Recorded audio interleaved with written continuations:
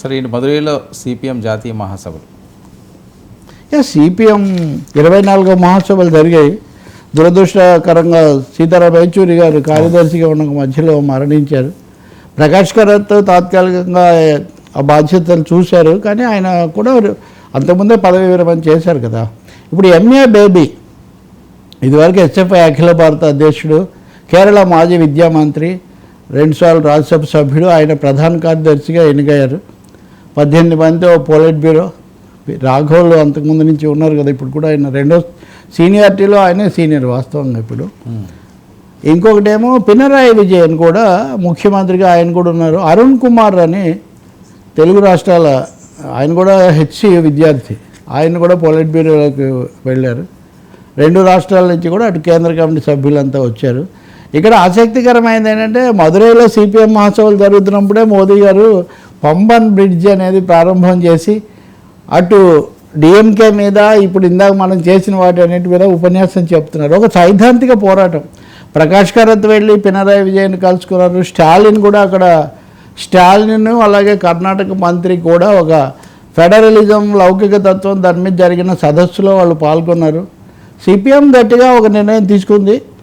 మళ్ళీ ఒకసారి మత రాజకీయాల మీద గట్టిగా, హిందుత్వ రాజకీయాల మీద, కార్పొరేట్ రాజకీయాల మీద, ట్రంప్ విధానాల మీద గట్టిగా పోరాడాలి అని. అలాగే కమ్యూనిస్టులు వెనకబట్టుబట్టారు, లేదా తరచూ కొంతమంది హేళన చేస్తుంటారు కదా. ఆ సభలు అయితే చాలా బ్రహ్మాండంగా జరిగాయి.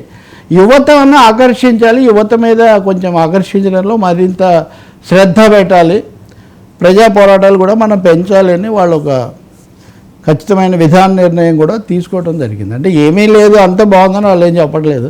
మేము తప్పకుండా పెరగాల్సి ఉంది, యువతను ఇంకా మనం ఆకట్టుకోవాల్సిన అవసరం ఉంది. అయితే ఒకటైతే చెప్పగలం, ప్రజా పోరాటాలు అయితే బాగా జరిగాయి. ముఖ్యంగా రైతాంగ ఉద్యమం అనేది గట్టిగా పోరాటం జరిగింది.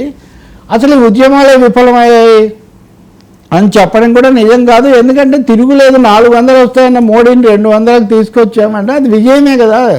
అనేక వ్యూహాలు అనేక మందిని కలిపి ఈ లౌకిక తత్వం కోసం చేయడంలోనే కొంత పాక్షికంగా బీజేపీని అట్లా నిలవరించడంలో కొంత జయప్రదమయ్యాము అని.